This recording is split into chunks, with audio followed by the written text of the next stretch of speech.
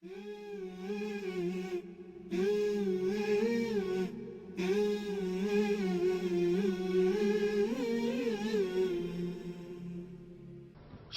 سب سے بڑا گناہ ہے، اس کے بعد دوسرا بڑا گناہ بدعت۔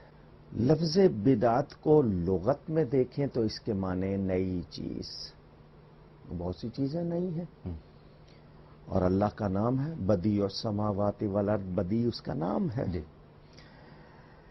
بدعت کی تعریف میں اصل میں جھگڑا ہے، اور اس وقت جتنے بھی ناظرین سامعین دیکھ سن رہے ہیں ان کی خدمت میں عرض ہے۔ مجھے پہچانتے ہیں کہ میں ایک بہت چھوٹا سا دین کا خادم، کوكب نورانی اکاڑوی، ایک التجا کرتا ہوں دنیا بھر کے تمام علماء سے جن کو بدعت کا بہت زیادہ اندیشہ ہے، بلکہ وہ اس کی فکر میں گھلے جا رہے ہیں، اس حد تک پریشان ہے کہ لگتا ہے کہ ہر کام بدعت ہے۔ ان سے ایک التجا کہ وہ بدعت کی ایک تعریف، ڈیفینیشن لکھ دیں اور اس پہ دستخط کر دیں کہ یہ میں اس پر قائم رہوں گا، ہلوں گا نہیں۔ ذرا وہ تو سامنے آئے، اگر اسی سے ان کو بدعتی ثابت نہ کروں تو مجھے جو چاہے سزا دے لیں۔ یہ میں اس لیے کہہ رہا ہوں کہ جائز نیک کاموں کو بدعت کہہ کے لوگوں کو نیکی سے دور کیا جا رہا ہے۔ بدعت کا میں جو تعریف کر رہا ہوں وہ میری طرف سے سن لیں اور اپنی طرف سے لیں۔ اگر یہ کہا جائے کہ بدعت کی یہ تعریف ہے کہ جو کام نبی پاک صلی اللہ علیہ وسلم کے زمانے میں، ظاہری زمانے میں نہیں ہوا یا اس وقت نہیں کیا گیا، اب ہو رہا ہے وہ بدعت، تو ایسے تو لاکھوں کام ہیں، پھر ان سب کو بدعت کہا جائے۔ بدعت کی تعریف یہ ہے وہ نیا کام جس کا ثبوت دین میں نہ ہو۔ یہ میری طرف سے تعریف ہے۔ کوئی بات جس کا ثبوت دین میں نہ ہو، اگر دین میں ثبوت ہے تو اس کام کو بدعت نہیں کہہ سکتے، کیونکہ وہ کوئی نہ کوئی چیز اس کے لیے اشارہ کنایا موجود ہے۔ لفظ میلاد عربی کا لفظ ہے، اس کے معنی پیدائش، پیدائش کا وقت یا دن۔ ہمارے ہاں برتھ سرٹیفکیٹ دیا جاتا ہے، عربی میں اس کو شہادہ میلاد کہتے ہیں۔ تو میلاد کے معنی تو پیدائش کے ہیں، اور پیدائش کا تصور ہی مخلوق کے ساتھ ہے، خالق کے ساتھ تو ہو نہیں سکتا۔ تو یہ شرک کی جڑیں کاٹنے والی چیز ہے۔ اگر اس کو کوئی شرک کہتا ہے تو حماقت ہے، یعنی یہ تو شرک کو ختم کرنے والی کہ ہم نبی کو خدا نہیں مانتے، خدا کی مخلوق مانتے ہیں۔ رہی بات بدعت کی، تو بدعت اگر اس کا دین میں ثبوت نہ ہو تو اس کو بدعت کہیں گے، ورنہ نہیں کہیں گے۔ اب ثبوت کی بات آ جاتی ہے تو میں صرف ایک آیت پڑھ دوں، کہیں تو بہت ساری ہیں لیکن یہاں وقت کم ہوتا ہے۔ میں نے پوری کتاب لکھی ہے اسلام کی پہلی عید، میرے والد صاحب کا رسالہ برکات میلاد شریف، پڑھ لیا جائے۔ وَسَلَامٌ عَلَيْهِ يَوْمَ وُلِدَ، سورہ مریم، پارہ نمبر 16۔ حضرت عیسیٰ اور یحییٰ کی پیدائش کے دن کے بارے میں یہ ذکر ہے قرآن میں، اور سلام ہو اس پر جس دن پیدا ہوا۔ یوم کا لفظ بھی موجود، ولدہ کا لفظ بھی موجود، تو نبی کے برتھ ڈے، یوم پیدائش پر اللہ کا سلام موجود ہے۔ اس سے زیادہ اہمیت کا اور کیا بیان ہو سکتا ہے؟ قرآن بتا رہا ہے کہ نبی کی پیدائش کے دن پر اللہ کا سلام آ رہا ہے۔ اگر اس کی اہمیت نہیں ہے تو یہ بیان کیوں ہے؟ یعنی قرآن سے پتہ چل رہا ہے۔ اچھا، بدعت اس کو تب کہیں کہ اس میں کوئی خرابی ہو۔ یہ جو بدعت کرتے ہیں، میں پوچھنا چاہتا ہوں میلاد میں خرابی کیا ہے؟ ہاں، کوئی غیر شرعی کام کوئی کرتا ہے اس کو آپ ضرور کہیں۔ ذکر مصطفیٰ سے تو قرآن بھرا ہوا ہے۔ انسان کا میلاد قرآن میں بیان ہوا، حضرت آدم کا میلاد، حضرت حوا کا میلاد، حضرت ابراہیم کا میلاد، حضرت موسیٰ کا میلاد، حضرت عیسیٰ کا میلاد، پورے واقعات تفصیل سے بیان ہوئے ہیں قرآن میں۔ تو یہ بدعت کہاں سے ہو گیا؟ یہ تو اللہ کی سنت ہے۔ لیکن علامہ صاحب یہاں ایک سوال اٹھتا ہے، قطع کلامی کی معذرت چاہتا ہوں. چلیں یہ تو آپ نے بتایا اور یقیناً قرآن سے آپ نے ثابت کیا، لیکن اگر یہ اتنا ہی اہم ہے جو کہ قرآن جس کا ذکر کر رہا ہے، تو پھر معترضین کہتے ہیں کہ صحابہ کرام نے کیوں نہیں منایا؟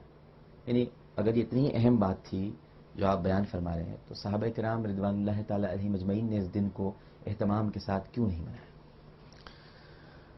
اس بات کو دو طرح سے میں پیش کرتا ہوں. پہلی بات تو یہ کہ صحابہ کرام نے وہ بہت سے کام نہیں کیے جو آج ہم بہت اہتمام سے کرتے ہیں. صحیح. ایک نہیں، بہت سے کام ہیں. ہمارے ہاں بہت سے اجتماعات ہوتے ہیں، صحابہ کے ہاں حج کے سوا کوئی اجتماع نہیں ہوتا تھا. ہمارے ہاں قرآن کی 30 پاروں میں تقسیم ہے، صحابہ کے ہاں نہیں تھی. ہمارے ہاں قرآن پر زیر زبریں ہیں، صحابہ کے پاس نہیں تھی. ہمارے ہاں قرآن بڑے رنگین کاغذوں پہ بہت زیادہ کلر پرنٹنگ کے ساتھ ہے، صحابہ کے پاس نہیں تھا. ہمارے پاس مدرسے ہیں، اس میں پیریڈ ہیں. ہمارے پاس حدیث کے مجموعے ہیں، باب بندے ہوئے ہیں، ان میں چیپٹر ہیں، صحابہ کے پاس نہیں تھے. ختم بخاری کبھی صحابہ نے نہیں کیا تھا، ہمارے ہاں بڑے اہتمام سے ہوتا ہے. یہ میں لسٹ بنا رہا ہوں، اگر سناتا رہوں گا تو صبح ہو جائے گی. کم از کم 3-4 ہزار کاموں کی لسٹ میں نے بنائی ہوئی ہے جو صحابہ نے نہیں کیے اور بڑے اہتمام سے ہو رہے ہیں اور نیکی سمجھ کے ہو رہے ہیں، جائز اور بلکہ مبارک سمجھ کے ہو رہے ہیں. صرف میلاد پر اعتراض کیوں ہے؟ کیا سیرت کے جلسے صحابہ نے منائے اس اہتمام سے؟ کانفرنسیں کی، اس طرح کی ریلیز جس طرح کی روز نکلتی ہیں صحابہ نے نکالی. دستار بندی کے جلسے ہوتے تھے، کیا بینر لگائے جاتے کیا تھے؟ حضرت ابو بکر نے وصیت کی تھی کہ میرے انتقال کے بعد ان کا میرا دن یوم منایا جائے؟ ان کا دن، حضرت عمر کا دن، حضرت عائشہ صدیقہ، ان تمام کے دن، اپنے مدرسوں کے دن، 100 سالہ اور گنتی کے بغیر تھوڑے سے دن کے بعد 150 سالہ، یہ کیا صحابہ نے منائے تھے؟ صرف میلاد پر یہ بات. اور میں ایک دلیل چاہتا ہوں سب سے. آپ ماشاء اللہ، اللہ تعالیٰ نے آپ کو بہت ذہانت دی ہے. میری ایک چھوٹی سی ریکویسٹ پورے لوگوں سے، قرآن سے، حدیث سے، کسی کچی کتاب سے مجھے یہ دلیل دکھا دیں، یہ قانون دکھا دیں کہ جو کام صحابہ نے نہیں کیا وہ نہیں کیا جا سکتا. کہیں سے دکھا دیں. صحیح. منکرین میلاد کے پاس میلاد سے منع کرنے کی ایک چھوٹی سی کچی دلیل بھی نہیں ہے، اور میرے پاس میلاد منانے اور جواز میں ہزاروں دلیلیں ہیں. قرآن سے بھی ہے، حدیث سے بھی ہے، عمل صحابہ سے بھی ہے. کتاب کا نام ہے الدر المنظم. ٹھیک. شیخ الدلائل، شیخ الدلائل کا مطلب دلائل الخیرات کے استاد تھے. مکہ مکرمہ ہجرت کر گئے تھے. حضرت حاجی امداد اللہ مہاجر مکی کے ساتھی تھے، بہت بڑے عالم. شیخ عبد الحق محدث الہ آبادی، ایک تو محدث دہلوی ہیں، وہ نہیں، یہ محدث الہ آباد. ان کی لکھی ہوئی کتاب الدر المنظم مشتبائی مطبع سے انڈیا میں چھپی تھی، اس کے بعد پاکستان میں چھپی ہوئی ہے، موجود ہے. اس میں انہوں نے 2 حدیثیں نقل کی ہیں صحابہ کی. ایک حضرت سیدنا عباس بن عبد المطلب رضی اللہ تعالی عنہما، حضور صلی اللہ علیہ وسلم کے چچا، اپنے گھر والوں کے ساتھ میلاد منا رہے تھے. نبی پاک صلی اللہ علیہ وسلم تشریف لے گئے ان کے ہاں. فرمایا کیا ہو رہا ہے؟ ان کا حضور آپ کا میلاد منا رہے ہیں. وہ ذکر کر رہے تھے میلاد کے واقعات. حضور نے فرمایا تمہارے لیے جنت ہو گئی.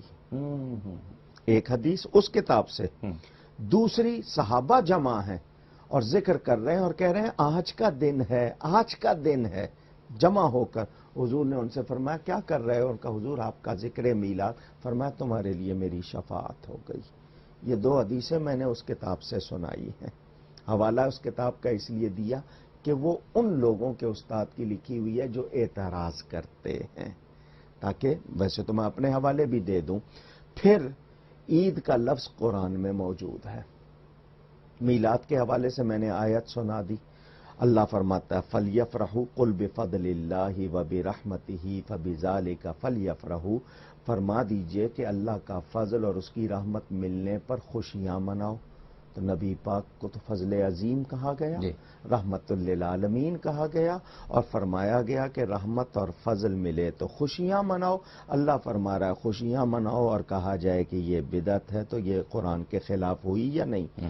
ایک آیت میں اللہ فرماتا ہے وَأَمَّا بِنِعْمَتِ رَبِّكَ فَحَدِّثْ، اور اپنے رب کی نعمت کا خوب چرچا کرو۔ میرے نبی سے بڑی نعمت کون سی ہے؟ تمام نعمتیں ان کا صدقہ۔ اللہ فرما رہا ہے چرچا کرو۔ تو میلاد کیا ہے؟ اچھا، آنے کے بعد آنے کا ذکر، لقد جاءکم رسول، حضور تشریف لے آئے، اب قرآن نازل ہونا شروع ہوا ہے، اللہ فرما رہا ہے بے شک آ گیا تمہارے پاس بڑی شان والا رسول۔ آنے کے بعد آنے کا ذکر تو اللہ کا طریقہ ہے، اور میلاد میں یہی تو بتایا جاتا ہے کہ حضور تشریف لے آئے۔ ہم آج میلاد منا کے کیا کہہ رہے ہیں کہ وہ تشریف لے آئے، تو یہ تو اللہ تعالیٰ کی سنت ہے، اس کو بدعت کہنا کتنی عجیب بات۔ تو صحابہ کرام کا میلاد منانا، مجھے بتائیں مسلم شریف میں حدیث ہے یا نہیں؟ جب نبی پاک صلی اللہ علیہ وسلم پیر کے دن ربیع الاول کی 12 تاریخ مدینہ منورہ پہنچے، صحابہ نے جلوس نہیں نکالا؟ کیا جھنڈے نہیں لہرائے؟ یا رسول اللہ کے نعرے نہیں لگائے؟ بچیوں نے دف بجا کے گیت نہیں گائے؟ خوشی نہیں منائی؟ حضور صلی اللہ علیہ وسلم خود پیر کے دن کا روزہ کیوں رکھتے تھے؟ فرمایا فیہ ولدت، اس دن میں پیدا ہوا۔ وہ تو ہر ہفتے اپنا برتھ ڈے مناتے تھے، اس کو بدعت کہنے کا کیا مطلب؟ تو نبی کے عمل کے بعد تو صحابہ کے عمل کا سوال ہی نہیں ہو سکتا، خود نبی منا رہے ہیں۔ بسم اللہ الرحمن الرحیم، الحمدللہ رب العالمین، وصلی اللہ علی نبینا محمد وعلی آلہ واصحابہ اجمعین۔ آپ نے جس ویڈیو کلپ سے متعلق کچھ پوچھا تھا کہ اس میں ایک صاحب عید میلاد النبی کے دلائل، اور دلائل ہی نہیں بلکہ دلائل پر دلائل، جس سے متعلق کہتے ہیں کہ ہزاروں دلائل ہیں، وہ اس سے عید میلاد النبی کو ثابت کرنا چاہتے تھے۔ دیکھیے، اس سلسلے میں عرض تو یہ ہے کہ دنیا میں کوئی ایسا نہیں ہے جس کے پاس دلیل نہ ہو۔ ایک آدمی برے سے بھی برا کام کر رہا ہے، اس کے پاس بھی اپنے سمجھ کے مطابق دلائل ہیں۔ شیعہ ہیں، قرآن سے حدیث سے وہ بھی دلیلیں لیتے ہیں، قادیانی ہیں وہ بھی دلیلیں لیتے ہیں۔ تو کسی آدمی کا کوئی دلیل پیش کرنا یہ اس کے حق ہونے کی دلیل نہیں ہے۔ حق ہونے کی دلیل یہ ہے کہ آیا یہ دلیل جو پیش کی جا رہی ہے، یہ دلیل جسے کسی چیز کی مشروعیت پر اس سے استدلال کیا جا رہا ہے، کیا یہ شرعاً مقبول ہے بھی یا نہیں ہے؟ دیکھیے، اس کلپ سے متعلق اختصار کے ساتھ مجھے 2-3 باتیں کہنی ہیں۔ پہلی بات تو یہ ہے کہ حضرت نے جو بدعت سے متعلق کتنی لمبی تمہید باندھی تھی، اور ان کے نزدیک بدعت کوئی ایسی چیز نہیں ہے گویا کہ جو آج خطر بریلویوں یا اہل سنت میں پائی جاتی ہو۔ حالانکہ یہ ایسی بات نہیں ہے۔ حضرت نے اصل میں بدعت کی جو ایک عام سی تعریف کی ہے، وہ بدعت کی تعریف میں نہیں کہتا کہ غلط ہے، لیکن اصل میں اس تعریف کے اوپر بدعت کو کیسے فٹ کیا جائے وہ اس بارے میں بڑی غلطی کر رہے ہیں۔ مثال کے طور پر ان کے یہاں بدعت اضافیہ کوئی چیز نہیں ہے، حالانکہ علماء نے امام شاطبی اور سے لے کر کے آج تک علماء، بلکہ ان سے پہلے بھی علماء بدعت اضافیہ بھی ایک چیز بیان کرتے ہیں۔ وہ بدعت اضافیہ کیا ہے کہ اصل میں وہ ایسی چیز ہے کہ جس کے اوپر ایک ناحیے سے تو شرعی طور پر دلیل موجود ہے لیکن دوسرے ناحیے سے نہیں ہے۔ میں اس کو ایک مثال دوں تو آپ لوگوں کو سمجھ میں بات آئے گی۔ مثال کے طور پر روزہ رکھنا، یا کہیے کہ 15 شعبان کا روزہ رکھنا، روزہ کی حیثیت سے یہ ایک شرعی چیز ہے، اس پر دلیل موجود ہے، لیکن 15 شعبان کو روزہ رکھنا اس کے اوپر کوئی دلیل نہیں ہے۔ تو اب اگر کوئی آدمی 15 شعبان کا روزہ رکھے تو یہ بدعت اضافیہ میں داخل ہے۔ اسی طریقے سے رات جاگنا، تہجد کی نماز پڑھنا، یہ ایک اچھی چیز ہے جس پر قرآن حدیث میں دلائل موجود ہیں، لیکن 15 شعبان یا معراج کی شب کی مناسبت سے تہجد کی نماز پڑھنا یہ ایسی چیز ہے جو بدعت ہے اور بدعت اضافیہ ہے، اس کا ثبوت کہیں نہیں ہے۔ یہ جو بات ہم کہہ رہے ہیں، کل وہ کہیں گے کہ ارے آپ کون ہوتے ہیں بدعت اضافیہ کا نام دینے کے لیے؟ بھائی، جس طریقے سے آپ نے بدعت حسنہ، بدعت سیئہ یہ کیا ہے، ہم اپنی طرف سے یہ نہیں کہہ رہے بلکہ اس کے اوپر بہت سے دلائل موجود ہیں۔ میں 2-1 دلیل آپ کو دوں۔ مثال کے طور پر سنن ابو داؤد میں سنن ابو داؤد میں حضرت عبداللہ ابن عمر رضی اللہ تعالیٰ عنہ سے ہے کہ ایک مسجد میں وہ داخل ہوئے، اس مسجد کے اندر اذان کے علاوہ ایک چیز تثویب علماء کے نزدیک کہلاتی ہے، وہ چیز ہو رہی تھی۔ تثویب کہتے ہیں کہ اذان کے علاوہ بلانے کے لیے کوئی اور طریقہ اختیار کیا جائے، جیسے فجر کی نماز میں الصلاۃ خیر من النوم، اس کا تو ثبوت ہے، لیکن عام نمازوں میں جس طریقے سے ہمارے ہاں بعض جگہ ہوتا ہے، ایک بار میں الہ آباد شہر میں رہا تو دیکھا کہ وہاں ہاں بھائی اب 10 منٹ باقی رہ گیا ہے، ہاں بھائی اب 5 منٹ باقی رہ گئے ہیں جماعت کھڑی ہونے میں، یہ چیز ہے تثویب، یہ چیز تثویب ہے۔ تو لوگوں کو نماز کے لیے بلانا یہ تو اچھی چیز ہے، لیکن یہ طریقہ جو اختیار کیا گیا یہ علماء کے نزدیک بدعت ہے۔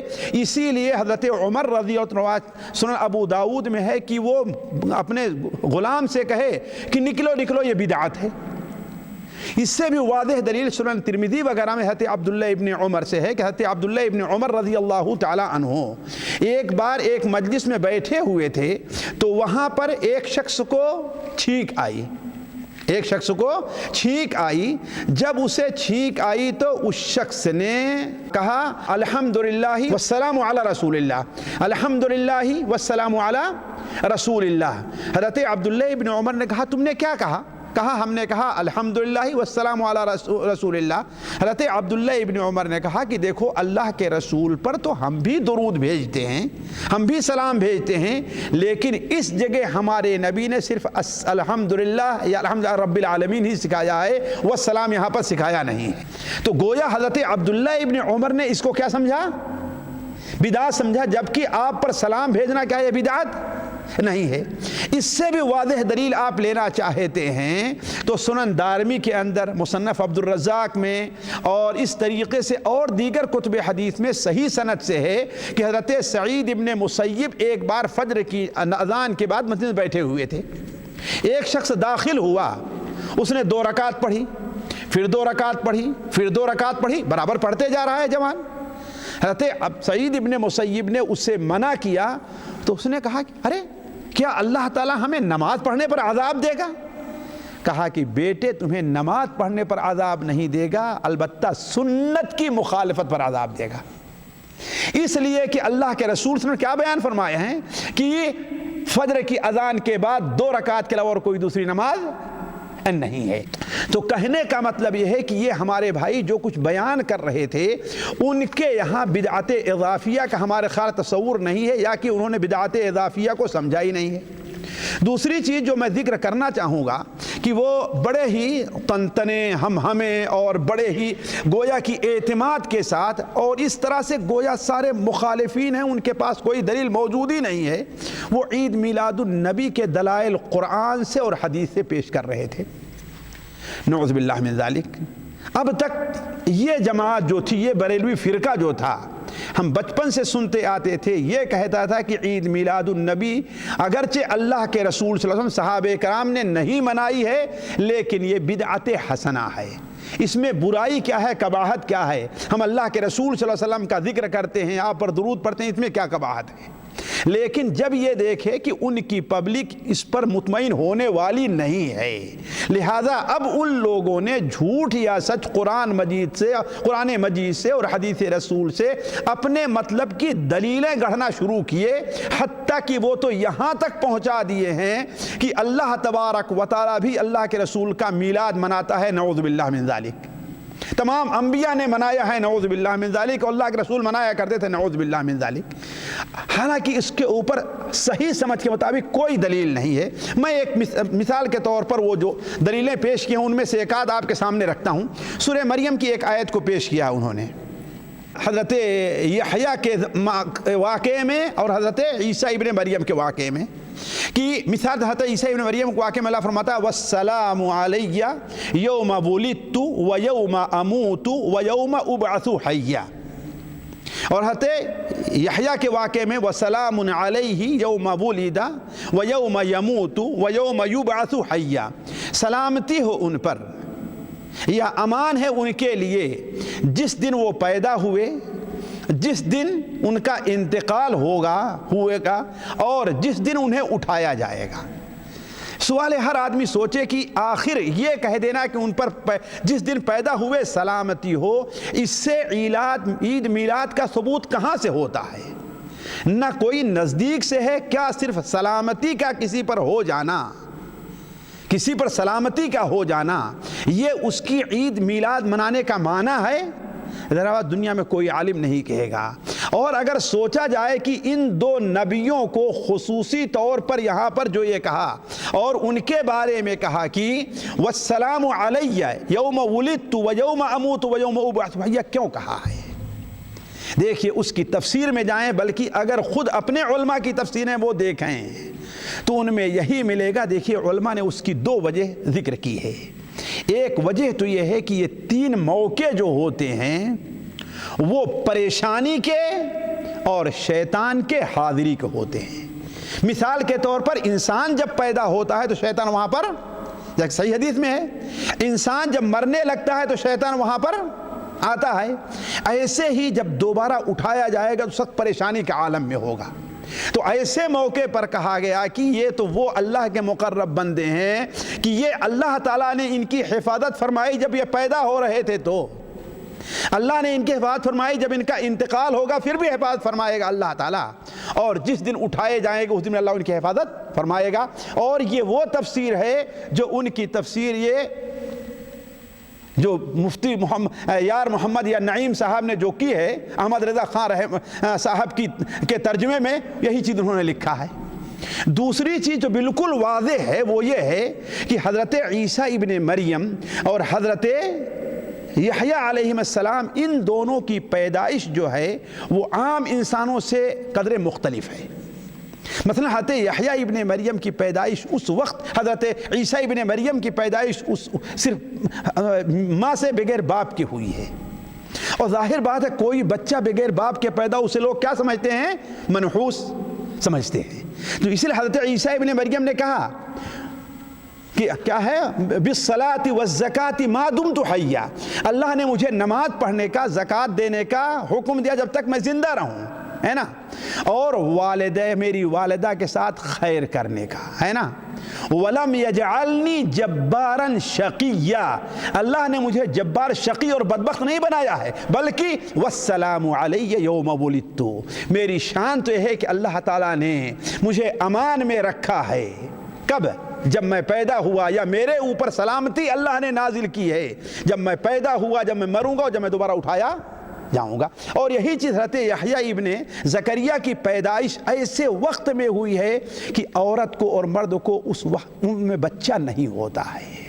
اسی لیے تو حضرت زکریا علیہ السلام اللہ تعالیٰ سے امید لگائے ہوئے دعائیں کرتے رہے، لیکن آہستہ آہستہ دعا کرتے رہے۔ کہیں لوگ سنیں گے تو کہیں کہ اس بوڑھے کو دیکھو 80 سال 90 سال کو ہو گیا اور بیٹے کی بھی امید لگائے ہوئے ہے۔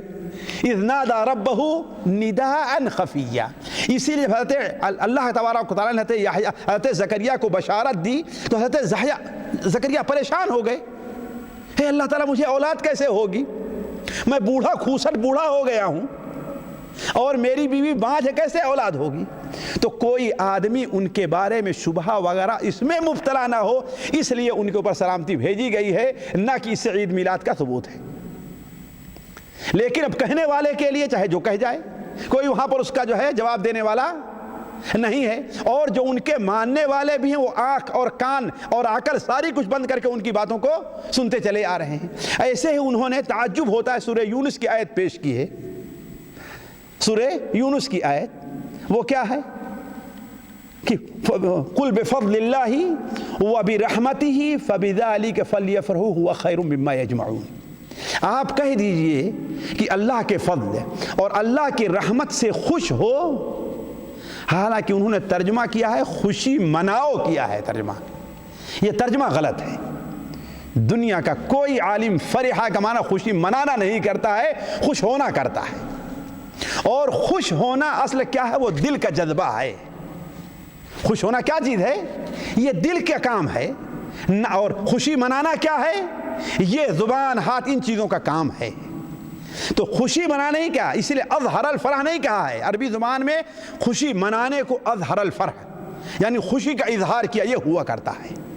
تو اولاً تو ترجمہ غلط کر رہے ہیں، ظاہر بات ہے کہ عامی آدمی ہے وہ یہ نہیں سمجھتا ہے، اور یہ بات میں اپنی طرف سے نہیں کہہ رہا ہوں، تمام علماء کہتے ہیں، بلکہ میں تو آپ کے پاس یہ کتاب بھی لے آئے ہیں، یہ انہی کا کیا ہے ترجمہ اور انہی کی تفسیر ہے۔ اس میں دیکھیے وہ کیا لکھتے ہیں، ان کے مؤلف کیا لکھتے ہیں، دیکھیے کہ یہ دیکھیے لکھتے ہیں، فرح کسی پیاری اور محبوب چیز کے پانے سے دل کو جو لذت حاصل ہوتی ہے اس کو فرح کہتے ہیں، اس کو فرح کہتے ہیں۔ کیا خوشی منانا یہی چیز ہے؟ جشن کرنا یہی چیز ہے جو یہ لوگ کر رہے ہیں؟ معنی یہ ہے کہ ایمان والوں کو اللہ کے فضل اور رحمت پر خوش ہونا چاہیے، اس لیے انہیں مواعظ اور شفائے صدور اور ایمان کے ساتھ دل کی راحت و سکون عطا فرمائے۔ حضرت ابن عباس و حسن و قتادہ نے کہا کہ اللہ کے فضل سے اسلام اور اس کی رحمت سے قرآن مراد ہے۔ ایک قول یہ ہے کہ اللہ کے فضل سے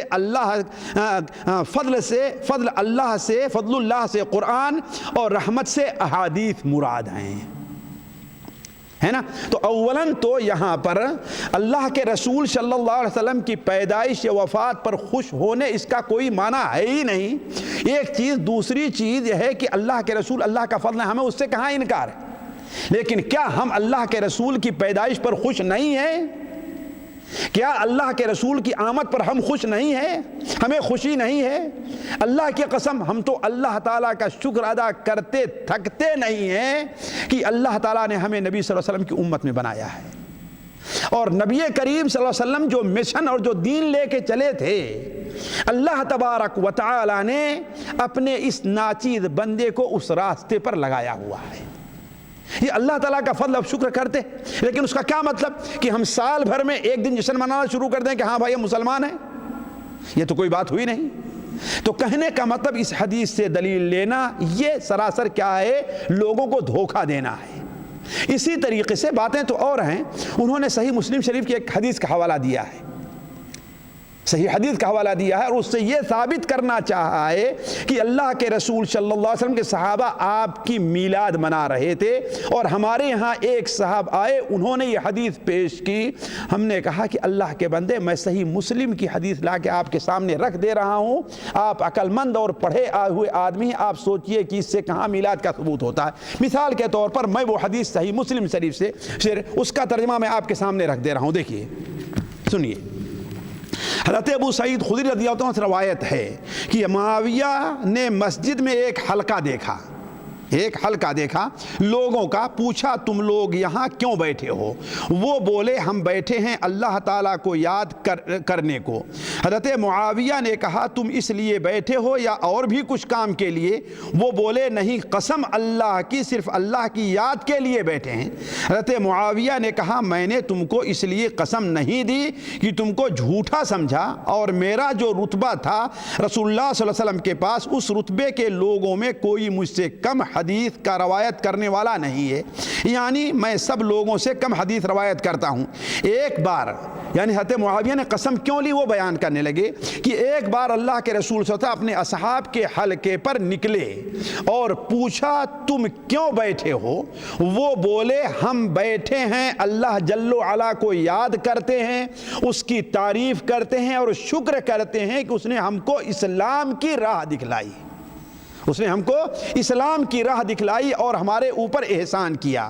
آپ نے فرمایا قسم اللہ کی تم اس لیے بیٹھے ہو یا کسی اور کام کے لیے؟ وہ بولے قسم اللہ کی ہم تو صرف اسی واسطے بیٹھے ہیں۔ آپ نے فرمایا میں نے تم کو اس لیے قسم نہیں دی کہ تم کو جھوٹا سمجھا، بلکہ میرے پاس جبرائیل علیہ السلام آئے اور بیان کیا کہ اللہ تعالیٰ تم لوگوں کی فضیلت بیان کر رہا ہے فرشتوں کے سامنے۔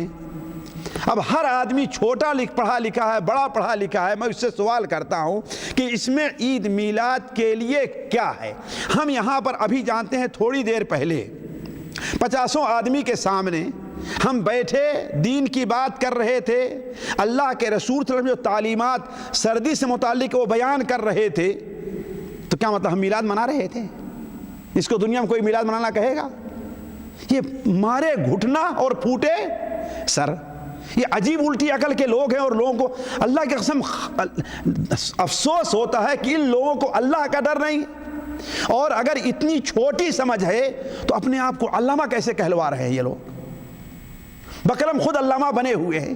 اس حدیث میں اولاً ربیع الاول کا ذکر ہے، اس لیے کہ میلاد کس کو کہتے ہیں؟ میلاد النبی، جشن عید میلاد النبی کس کو کہتے ہیں؟ جو خاص نبی کریم صلی اللہ علیہ وسلم کی پیدائش کی مناسبت سے ربیع الاول کے مہینے میں اور خاص کر 12 ربیع الاول کو منعقد کیا جاتا ہے کہ نہیں؟ اور اس میں خاص نبی کریم صلی اللہ علیہ وسلم کی سیرت وغیرہ بیان ہوتی ہے۔ یہاں نہ اللہ کے رسول کی سیرت کا بیان ہے، نہ ربیع الاول کا بیان ہے، نہ اس مناسبت سے جمع کی گئی ہے بات۔ لیکن کیا کہیں پر اکٹھا ہو جانا، جمع ہو جانا، جلسہ جلوس کرنا یہ عید میلاد النبی کے لیے دلیل ہو سکتی ہے؟ ظاہر بات یہی تو بدعت اضافیہ جس کی مثالیں ہم نے دیا۔ جیسے درود پڑھنا کیا ہے؟ یہ ثواب کا کام ہے کہ نہیں ثواب کا کام ہے؟ ثواب کا کام ہے نا۔ لیکن اب کوئی آدمی اذان سے پہلے اذان طرح درود پڑھنا شروع کرے، ظاہر بات یہ اللہ کے رسول کے زمانے میں نہیں تھا۔ تو ہم کہتے ہیں نبی کریم صلی اللہ علیہ وسلم کا ذکر کرنا، آپ کی سیرت بیان کرنا، آپ سے محبت کا اظہار ہی نہیں بلکہ عملی جامہ پہنانا، یہ آپ کے اوپر ایمان کا ایک حصہ ہے۔ جو اس کا منکر ہے وہ کم سے کم میرے نزدیک اس کا ایمان خطرے میں ہے، اور شبہ میں ہے، شبہ میں ہے اس شخص کا ایمان۔ اگرچہ لا الہ الا محمد رسول اللہ پڑھ رہا ہے اگرچہ وہ، لیکن اس کا یہ معنی نہیں کہ ایک دن کو سال میں خاص کر لیا جائے۔ آخر یہی تو عید ہے نا۔ عید کا معنی کیا؟ لوٹ کر کے آنا، جو بار بار ایک ہی تاریخ کو آتی ہے اور اس دن کچھ خاص عمل کیا، یہی تو عید ہے۔ اور اسلام میں اللہ تعالیٰ نے صرف 2 عیدیں رکھی ہیں جس میں خوشی منانا ہے، خوش ہونا اور ہے اور خوشی منانا اور ہے۔ ہمارے یہ بیچارے علم سے جو پیدل ہیں یا اپنے لوگوں کو دھوکہ دینا چاہتے ہیں، یہ نہیں سمجھ پاتے کہ خوشی ہونا اور چیز ہے اور خوشی منانا اور چیز ہے۔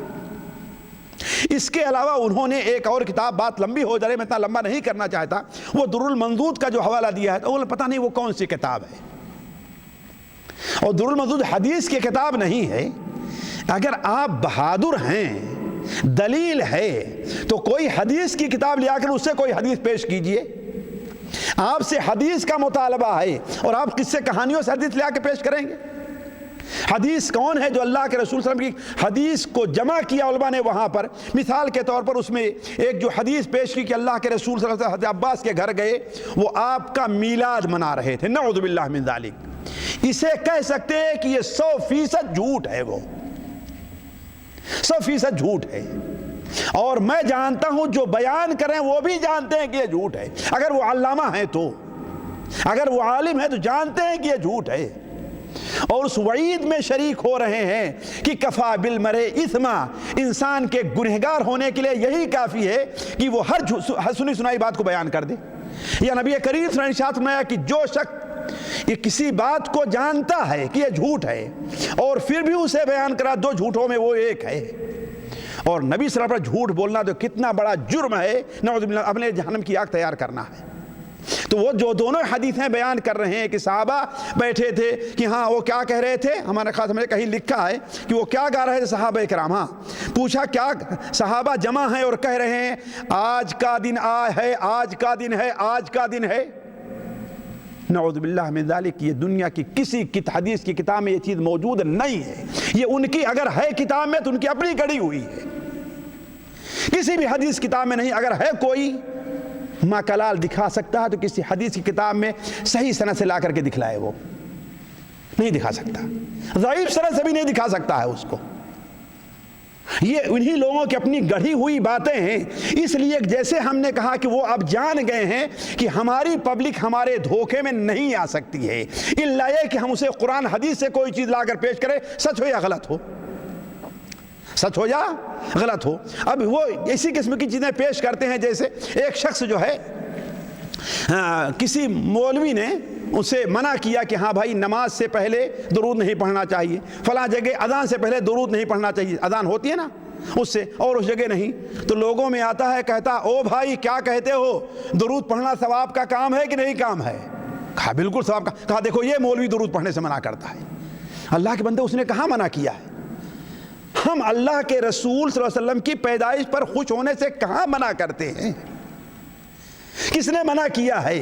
لیکن خوشی منانے سے منع کرتے ہیں. کیوں؟ اس لیے کہ ہمارے نبی صلی اللہ علیہ وسلم نے، صحابہ نے، کسی امام نے، کسی بڑے عالم نے، علامہ ائمہ اربعہ وغیرہ ہیں، ان لوگوں نے ایسا نہیں کیا ہے. اور یہ بہت بعد کی ایجاد ہے. جب ایجاد ہو گئی تو بعض لوگ اس کے لیے دلیلیں ڈھونڈنا شروع کیا. علا کل حال جو آپ نے کلپ دکھائی تھے اس کے اوپر اور کئی ناحیے سے گفتگو ہو سکتی ہے، کئی ناحیے سے، لیکن صرف اشارہ یہ کرنا مقصود ہے کہ اس میں جو چیزیں بیان کی گئی ہیں وہ خالص عوام کو خاموش کرنے اور اپنے لوگوں کو لیے جھوٹ یا سچ ایک وجہ جواز بنانے کے لیے کہ ہاں بھائی میلاد منانا، یہ میلاد بسا اوقات کہیں کہ میلاد جائز ہے، اور اب تو اس کو جائز ہی نہیں بلکہ واجب کا درجہ دے دیا. اور صرف واجب ہی نہیں بلکہ اگر اس کا کوئی منکر ہے تو اس کے منکر کو کیا درجہ دے دیا ہے؟ گستاخ رسول، اور حتیٰ کہ ایمان سے بھی اس کو باہر کر دیا، نعوذ باللہ من ذالک. ظاہر بات ہے یہ ایسی چیز ہے جس کے اوپر قرآن حدیث سے کوئی دلیل ان کے پاس موجود نہیں ہے. اللہ تعالیٰ الٹی سمجھ کسی کو بھی ہرگز نہ دے خدا، کسی کو بھی اللہ تعالیٰ الٹی سمجھ نہ عطا فرمائے. ہم میں سے ہر شخص کو حق کہنے، حق بولنے اور حق پر عمل کرنے کی توفیق عطا فرمائے. اللہم فاطر السماوات والارض عالم الغیب والشہادہ انت تحکم بین عبادک فیما کانوا فیہ یختلفون اہدنی لما اختلف فیہ من الحق باذنک انک تہدی من تشاء الی صراط مستقیم. سبحانک اللہم و بحمدک اشہد ان لا الہ الا انت استغفرک و اتوب الیک.